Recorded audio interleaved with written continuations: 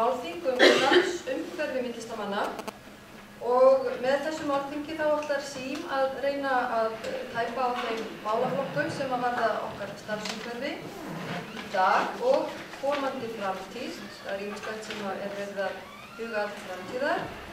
Kynna sem sagt breytingar sem að væntanlega eru á næstum misserum með nýjum myndlistarlögum og lögum með virðisaukaskatt.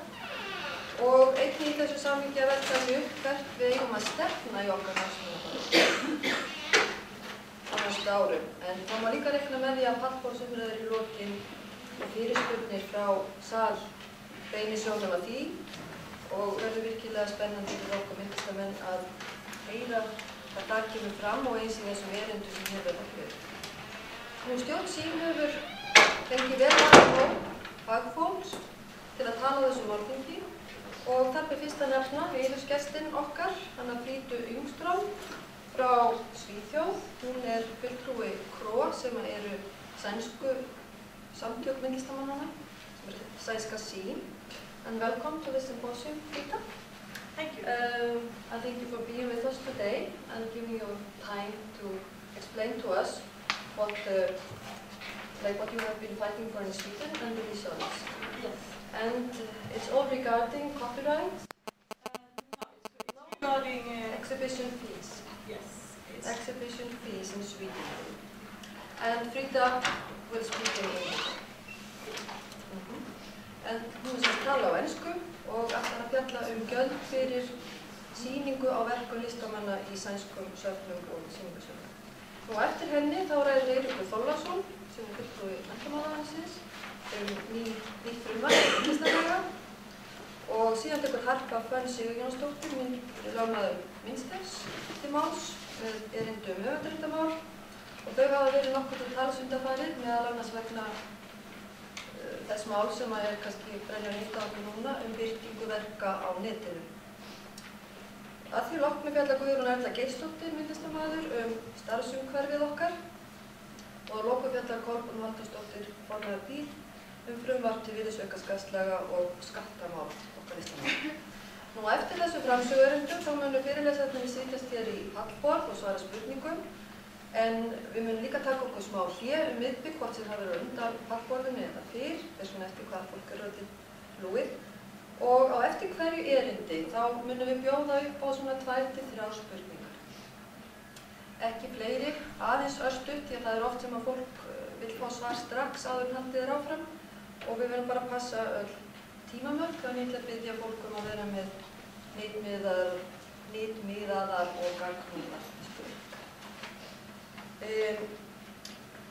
Frida mun líka sitja í pallborði og það mun fara fram á íslensku þrátt fyrir það og það verður hægt að beina til hennar frekari fyrirspurnum þrátt fyrir það í pallborðinu. Nú, þá bið ég bara kærlega velkomna Fridu Yngström frá KRO í Svíþjóð. Ætlar að kynna fyrir okkur sænska MU-samninginn, það hefur mikið handátt sem að sýnir öðrum upplýsingar við því. Hann er frá árinu 2009 og fjallar ýmsar greiðslur opinbera safna og sýningarsala til listamanna vegna sýningarhalds, lána á verkum og fleira þess aftur. Og svo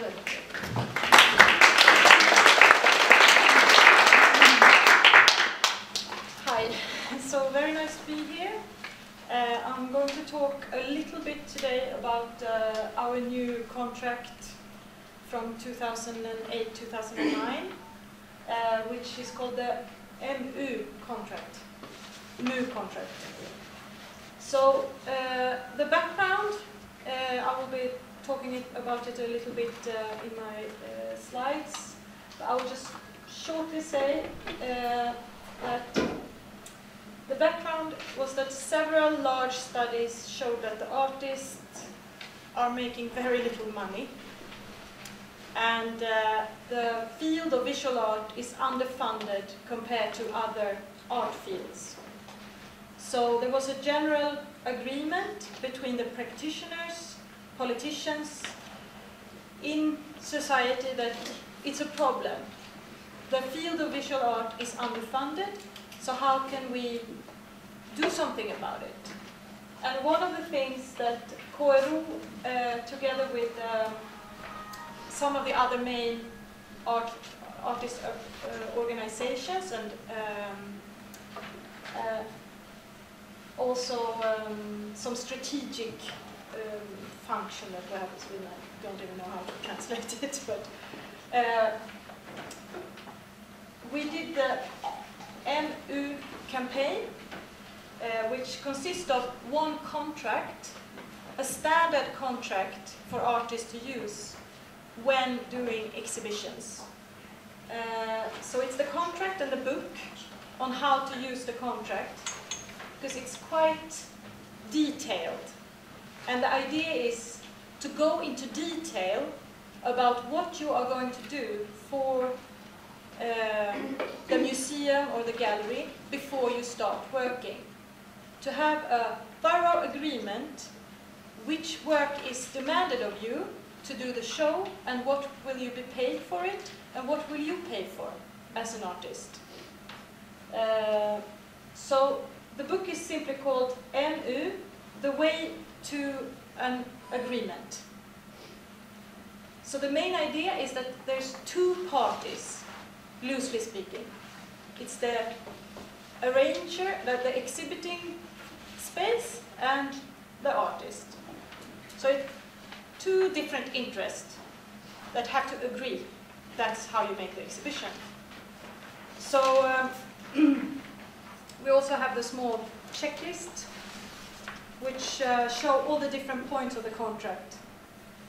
So it's a lot of new things for me as an artist to think about an exhibition as all this. Because before I did the training on how to use the MU way of thinking about my work as an artist when I exhibit, I would say there would just be like 1 point, or maybe 2 in the contract. It would be my work as an artist with exhibition, and everything else will be included in that. And I never quite know what I will pay for or what the gallery will pay for. So during the work with the exhibition, I will discover how much do I have to pay myself, and which cost can I get from the gallery. So the main idea is that you make a detailed arrangement before you start working. And also the idea of the artist as a strong party, a powerful party, that has to negotiate for their pay and their rights to be a professional practitioner. Because if you don't get paid for your work, you have to work with something else. So you have 2 jobs, the day job and the night shift as an artist. So what we're arguing is that it's better for the art to have professional practitioners which are working in the daytime, making art, and sleeping in the night, and not doing 2-3 jobs at the same time. So that's a general introduction. So I'll just go through the background a little bit, and what the M stand for, and what the U stand for, the U. So let's start with my slides.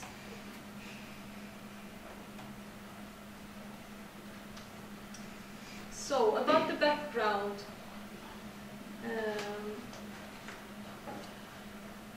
there was one study showing that the average visual artist or designer in Sweden would be making 30,000 kronor a month, which is almost half of the general average pay. So it's very little, and if you compare with the level of education of most people in this field, it's very different from other fields. And on the other hand, there was a few studies done around year 2004, 2005, around the artist field that looked on the specifics. Why, I mean, are the artists poor? Why are they poor? And why shouldn't they be poor, if I put it that way. So this is more, on the other hand, the visual art and design field is a nourishing creativity activity. The artists are self-employed, running their own little businesses, and often employing other people, each other and technicians, craftspeople. In general, most professional artists will employ people from 9 different categories. So the conclusion that the KRO is stating from these 2-3 studies done in the beginning of year 2000 on the Swedish art scene is that there's a lot of non-profit work. It's a ruthless exploitation of artists, and it must stop.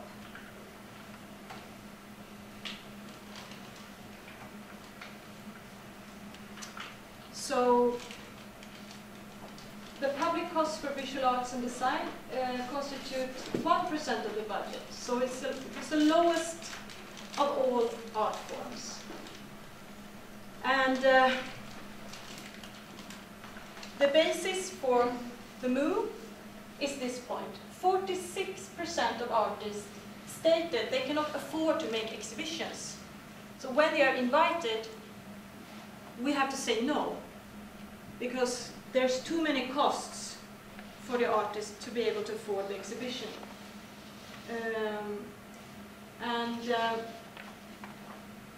Yeah, there's just a number of exhibitions and the 3 million audience of those exhibitions.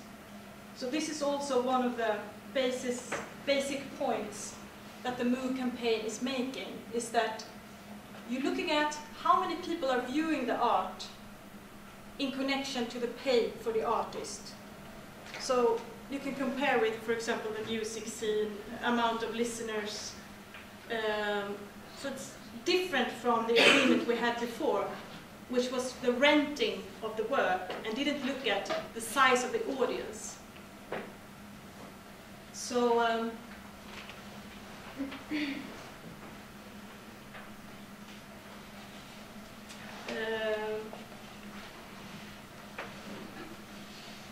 this is just a small figure of the money for the exhibitions that the organizers have. So one large part of the MOVE campaign material is to start thinking creativity, using your creativity when thinking about budget. Because there's never enough money, we all agree about that. And it's really difficult if you're going to increase the expense for each exhibition. So most most galleries in Sweden, they have one yearly budget, and they also have to provide a certain number of exhibitions. So if they have maybe 3 million budget and they have to provide 5 exhibitions a year, so each exhibition has a budget, and traditionally the cost have been looking more or less like this. The venue cost, the renting of the building, is often a very big piece of the cake. And this little slice of cheese is the pay for the artist. So here's the staff of the exhibition space, and here is everything else: technicians, security, lights. So from my personal experience, I recognize this very well. If I negotiate with a Konsthall, probably if I want some very specific technique or lighting, it can be arranged, if I have good arguments for it. Whereas this piece, I never even thought about talking about it. It's always very little and we're used to it. We don't expect anything else. And most organizers have very low paid staff, even if they have steady salaries, they are much lower than maybe what they should have for their education. So, you know, there's just a general feeling of lack of funding. But anyway, what the MOO material is really encouraging is for artists to join together, and we have done a large number of workshops for artists where you're looking at your own personal finances, structuring your artistic activities in ways like this, writing down how many hours per month do I make money and how many hours am I working unpaid. So what does that tell me? In Sweden, I think most artists are working approximately 40% of their month for a salary, for pay.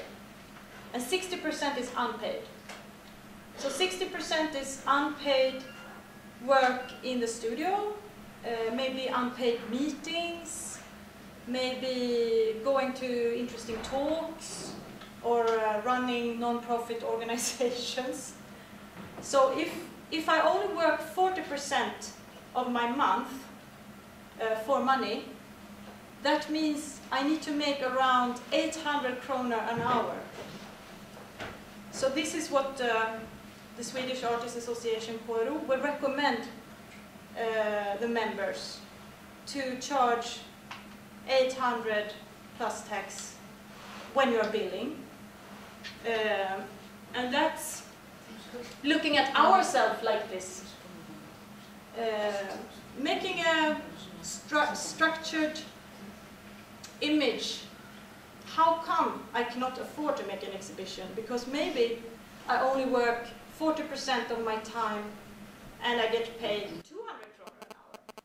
So that means I either have to work more hours paid or get more paid for the hours I work. Or else, how can then I will be these 46% who cannot afford to make exhibitions.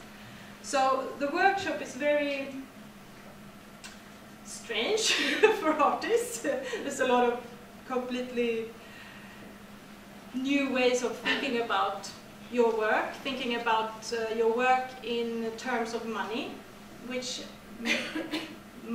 for my part and most of the artists I know, you don't particularly like to count your work in money. That's not why I became an artist, because I'm not interested in maths or counting or thinking about, you know, materialistic things. But what I found, I've been to 3 workshops. It's a one-day workshop going through how the organizers see things.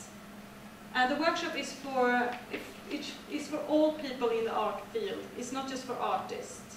So it's for the organizers, the politicians, and the artists together to sit down and discuss how we count the pay for the artist, how we count the amount of money we spend rebuilding the art space. Do we need that? Is that the most important thing? In Malmö Konsthall in the south of Sweden, there is a new director, or not so new now, Jacob Fabricius. He cut the budget for reconstruction of the space. So the space is now almost exactly the same. He never put up expensive new walls and stuff like that. So instead he made a poster project with I think they were for free for the audience. The quite famous artist who make an artwork for a poster, and there was big piles of posters in the shops where you could take one. So that's one way of thinking creatively, using your imagination, thinking about budget.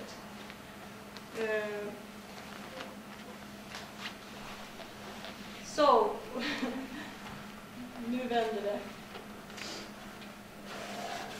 So the main artist associations, KRO and the Drawing Association and the Photographers Association, signed a document, a contract with the cultural kulturministern, and what the contract stipulates is that every venue that is exhibiting an artist, foreign or Swedish, an artist working in Sweden, have to use the MU contract. So they cannot use their own contract. No one can have another contract. So you need to have this 15 different points in the contract. You have to discuss who is paying for all these things and how many hours are the artists expected to spend in the opening. Are you doing an opening speech? Are you hanging the work yourself? Are you transporting the work yourself? Are you paying for the transportation of the work yourself? And then some points around the copyright, like how will your work be shown? Will it be on the main web page or printed catalog? And we had some really good feedback from all parties on the contract, because what usually happens is that halfway through the process of doing the exhibition, either party become disappointed because you expect something which you never discuss. But maybe as an artist I expect free transportation of my work.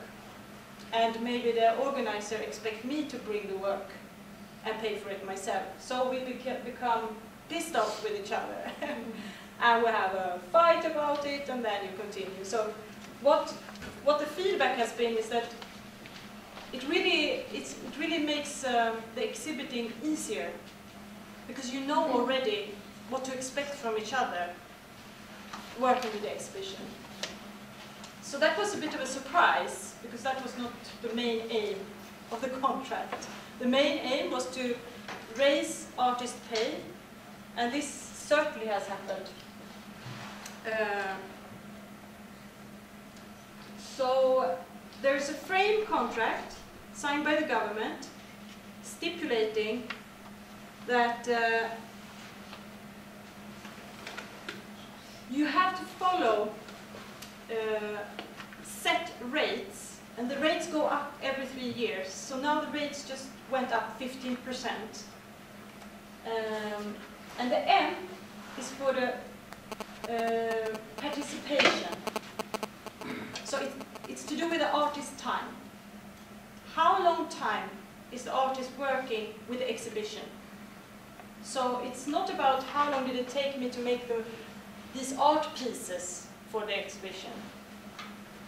It's more about how long time do I have to work for this exhibition? Do I have to make new work? Then that time should be counted.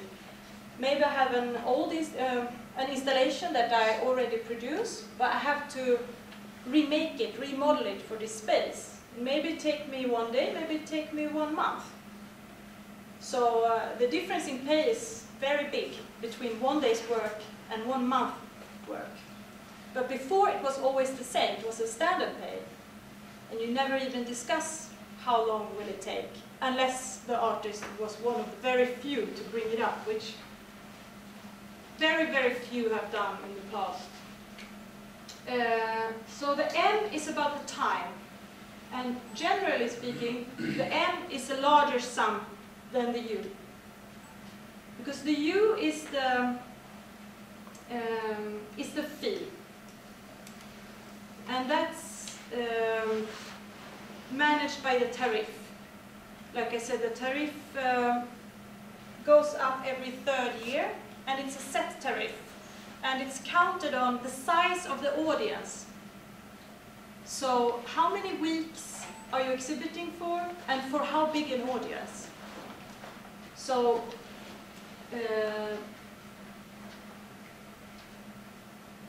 all the stately run spaces, or spaces run by stately money, they have to follow the tariff.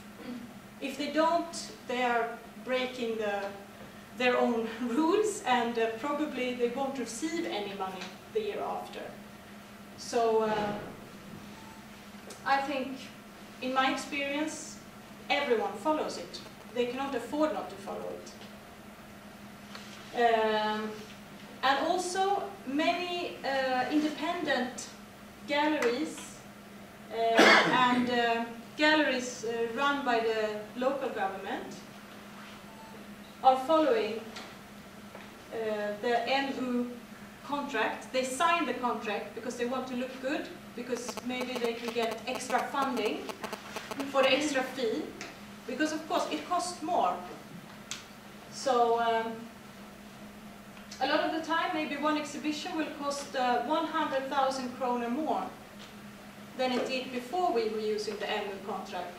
So we cannot pretend it's for free. It's not for free. So you have to think about the cost and decide where is that money coming from. And what happened in Sweden was that the institutions received extra money for the first years. Their funding was increasing a little bit. And that means less productions were made in those years, because that money, which now go to artist pay, used to go to production. So maybe we have 5 fewer productions in each city, but I don't know, I haven't even noticed. But I did notice that when I exhibit, I get paid 10 times or 20 times more. So it's really amazing. Yes, I should finish now. And maybe this is a good ending. The main objective is an independent artist, and that's not because we hate the art galleries, but it's because the studies show that the artists feel very powerless and is too scared to even open their mouth to negotiate. And most artists that come to the workshop, way of negotiating for money, most artists will say, no, I never heard about anything like that. Negotiating for money, you just say yes, you get the exhibition, you get the contract, and the money, if they pay for anything, it's on there. So that's why it's so important to strengthen the artist, because in Sweden it has been a very, very weak position. And most of the older artists, when they came to the first workshop, I mean, I graduated about the same time like this contract came out. That's why I mean with older artists. But so most of both the artists and the art gallery directors were laughing. Like, it's magic. How can we make money that we don't have? Nobody wants the artist to be poor, but we don't have the money. And yet,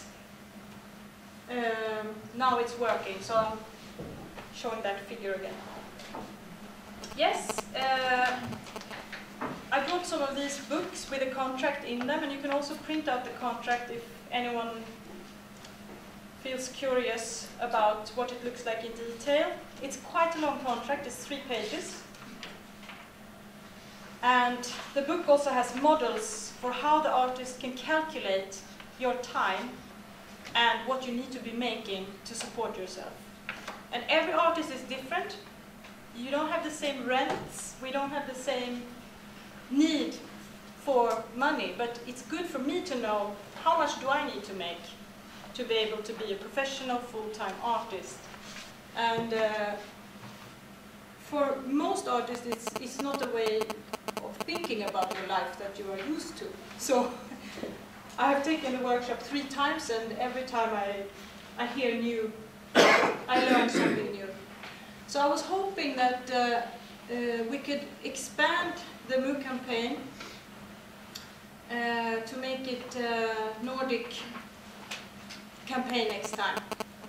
So every year, every other year, we apply for new money from new funding. We don't have a lot of money with the organization, so we always have to apply from different places. And I would be very interested to take down some names if someone wants to be involved, if we can make it Nordic and international. Several countries have been in touch with the office to get some information around the contract and how we make the government sign it and all these things. So I'd be very happy to have some contacts with you. Thank you.